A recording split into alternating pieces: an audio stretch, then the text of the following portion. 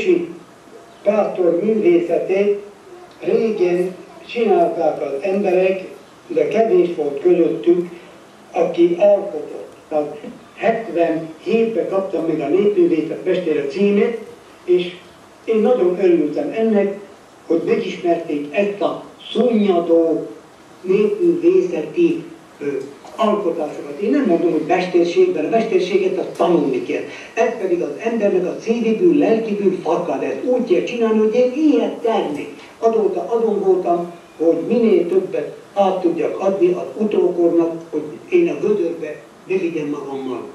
Sikerült is. Nyíregyházán meglátták a néprajzosok, azt mondták, hogy Sanyi bácsi, te ne faradj, hanem ezt csináld, mert ezt senki nem csinálja. A lótőrből csináltak karkötőt, nyakláncot, fülbevalót, sőt, az édesapámnak a pipájának a szárát bekötöttem lótőrre, gondolván arra, hogy amikor a csikós legeltette a nyáját, ott volt a nyersanyag kézni, kantárszárat a karjára akasztotta, és bekötöttem a pipája szárát, meg a cigarettaszokkáját úgy, ahogy ez, amint itt látni a képen. Gyűrűfejletet úgy kell csinálni, mindegyiknek az alakját fából ki kell faragni. Mert egy gyűrű nem csak abból áll, hogy körül kanyarítom, hanem az legalább 5 műveletből áll. Össze kell rakni, de azt úgy kell csinálni, hogy se a végig, se a kettő, se a betétő végig ne látszon. És ki se gondolton. Ennek az anyagának nem mindegyik lótől felelni, mert aki ránéz, azt hiszi, hogy jó, sörénye vagy ez vagy az, hát nem jó kérőképpen. Mert van amelyik szalagos. A muraközi lóé nem jó, mert azon csavargós. A sovány lóé azért nem jó, mert az törik.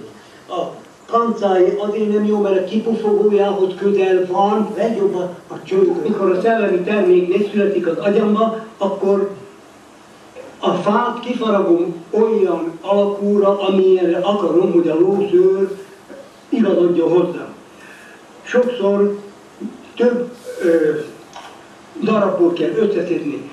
A lószőrnek van egy pecses tulajdonsága, hogy van egy olyan réteg rajta, ami az örök, nem hogy örök életét megtart, de nagyon hosszú ideig megőrzi a pusztulástól.